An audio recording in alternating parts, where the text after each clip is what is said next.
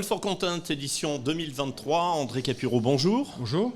Vous êtes le PDG de la société Orkis, solution innovante et intelligente de dames. C'est la première fois que vous participez à ce salon. Vous pouvez nous présenter votre société ? Oui, bien, Orkis est une société qui existe depuis une trentaine d'années, qui est dans le DAM, donc Digital Asset Management. Alors nous, on appelait ça la gestion d'assets visuels, en bon français, depuis que ça existe, en fait. On a été un peu les précurseurs dans ce domaine-là. Et on commercialise une solution qui s'appelle Ajaris, qui est une solution majeure sur le marché. Vous êtes basé sur Aix-en-Provence ? Tout à fait. Et donc vous faites l'aller-retour sur Paris, ça veut dire que vous avez des clients dans le sud de la France, vous avez des clients aussi en région parisienne. Alors nous, oui, on est basé à Aix-en-Provence. C'est un peu pour nous, ça a été un petit peu une vocation d'y être, malgré la difficulté que ça nous a apporté au début. Non, notre clientèle, elle est sur toute la France. On a essentiellement, on a des clients. Nos clients les plus importants sont bien entendu en région parisienne. C'est des grands groupes, CAC 40, collectivités territoriales, un peu dans toute la France, mais aussi beaucoup de ministères, centres de recherche. Vous avez un portefeuille assez étendu, visiblement. Assez étendu, voilà, de manière. C'est un produit qui est transverse. En fait, on ne cible pas un secteur de marché à proprement parler. Mais voilà, nous, on est présents sur des secteurs comme. Aujourd'hui, notre gros secteur, c'est le ministère des Armées, c'est tout ce qui tourne autour de la défense, le luxe, les organismes d'État, centres de recherche publics. Le CEA, le tourisme à côté. CEA, le tourisme aussi. Et puis les collectivités territoriales, qui est un gros secteur, comme je disais tout à l'heure, sur le territoire du sud, on va dire, un peu étendu, communauté du pays d'Aix, Aix-Marseille, Provence Métropole. On a les grosses mairies, on a aussi le département, on a la région, PACA, voilà. Donc on est assez présent sur les collectivités territoriales. Quelles sont les attentes de ces clients ? Les attentes de ces clients, c'est d'abord d'avoir un outil qui leur permet de sécuriser leurs données, de les centraliser, de les indexer de manière précise, détaillée et en masse, parce que nous, on est assez bon sur tout ce qui touche au patrimonial, en fait, patrimoine corporate. Et pour ça, on a forcément des fonds de plusieurs centaines de milliers de documents, mais qui doivent se pérenniser dans le temps. Quand on parle de e-commerce, on parle d'une information qui est fugace, qui existe au moment où on sort une collection ou une nouvelle gamme de produits ou un produit pour de la vente en ligne. Nous, on doit pérenniser ça dans le temps. Voilà, donc on est très souvent en fait un DAM qui est en back-office, presque d'un DAM e-commerce. On pourrait être interconnecté avec des systèmes e-commerce, mais en fait on n'a pas fait ce choix-là aujourd'hui. On a fait le choix du patrimonial. Il y a un type de contenu en particulier qu'on retrouve à Ajaris. On sait que le DAM est parfois un peu un fourre-tout. Oui. Quel type de contenu est stocké justement à Ajaris ? Alors nous, c'est pour ça qu'on appelle ça, on appelle ça de la gestion d'assets visuels. Majoritairement et historiquement, bien entendu, le DAM c'était de la photo numérique.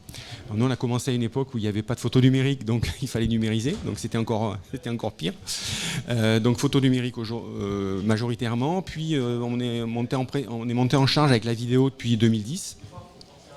Et puis, on a développé également des technos pour pouvoir récupérer de l'image 360.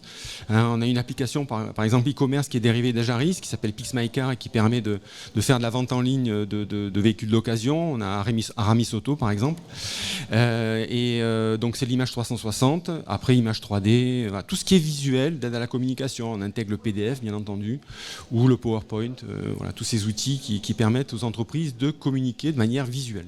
Quand on a un aussi grand panel de stockage, est-ce que l'intelligence artificielle permet une meilleure indexation, un meilleur rangement, ou est-ce que c'est compliqué à justement à mettre en place ?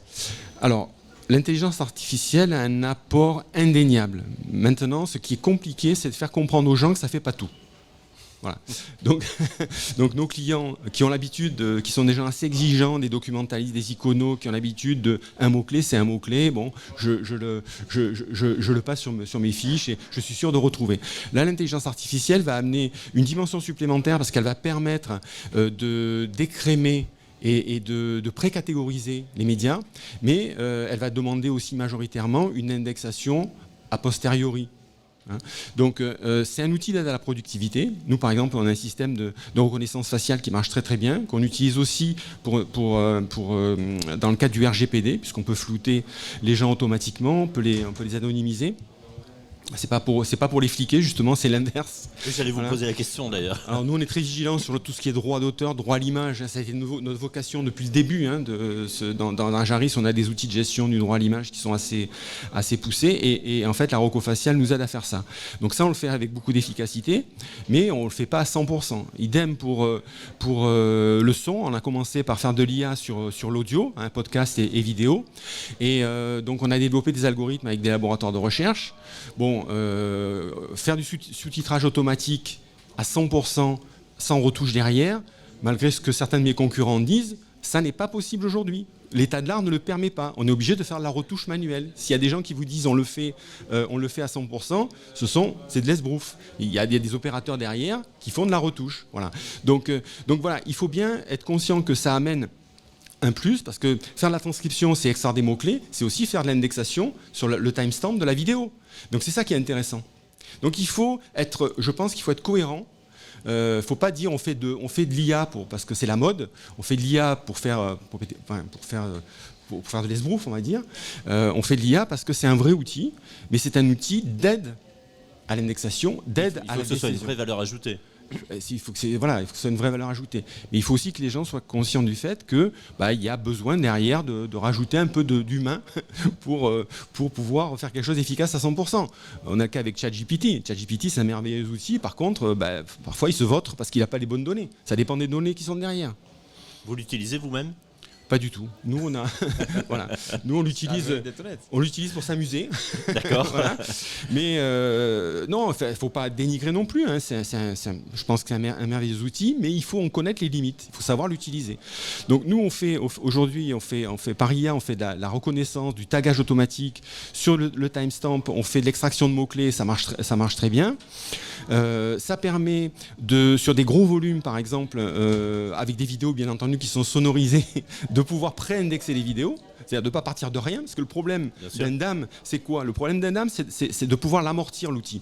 L'amortir, ça veut dire permettre aux gens de pouvoir rechercher dessus le plus rapidement possible. Donc pour ça, on a un tas d'outils de moissonnage et de récupération de données à travers les IPTC, à travers les EXIF, à travers des données qu'on récupère sur le système d'information. Mais l'IA, c'est un des moyens de pré-indexation, voilà. Donc, et de productivité, et il faut le prendre comme ça. C'est un levier donc aujourd'hui à Ajaris, un levier et de l'humain derrière. C'est ça, c'est un levier et c'est de l'humain derrière aussi, parce qu'il y a des choses que l'IA ne peut pas détecter. Sur une vidéo ou sur une image, vous allez détecter les contenus qui sont à l'intérieur, vous allez pouvoir détecter certains contextes. On géolocalise par exemple, donc on va connaître l'endroit où se trouve l'image, mais vous n'allez pas pouvoir détecter les circonstances dans lesquelles par exemple l'image a été prise. Le contexte, oui. Le contexte dans lequel. Bon, donc pour ça, il faut qu'il y ait une icono qui connaisse le contexte, qui connaisse le métier du client. Et nous, on est très vigilants là-dessus et on a des iconos partenaires qui travaillent avec nous pour pouvoir optimiser et maximiser la performance d'indexation. Et ça, c'est fondamental. André Capuro, vous allez profiter de ce salon pour expliquer à vos prospects, à vos clients, tout ce que vous faites.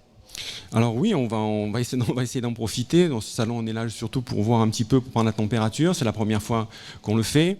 On n'a pas pris la décision de faire une conférence cette année parce qu'on n'avait pas, tout à fait honnêtement, de vraies annonces à faire, technologiques ou autres. On en aura les années qui viennent parce qu'on travaille sur des très belles évolutions du produit. Donc aujourd'hui, on est venu avec un stand. Bon, on essaie de prendre la température. Voilà. André Capuro, merci. Je rappelle que vous êtes le CEO de Orkis. Tout à fait. Merci à vous.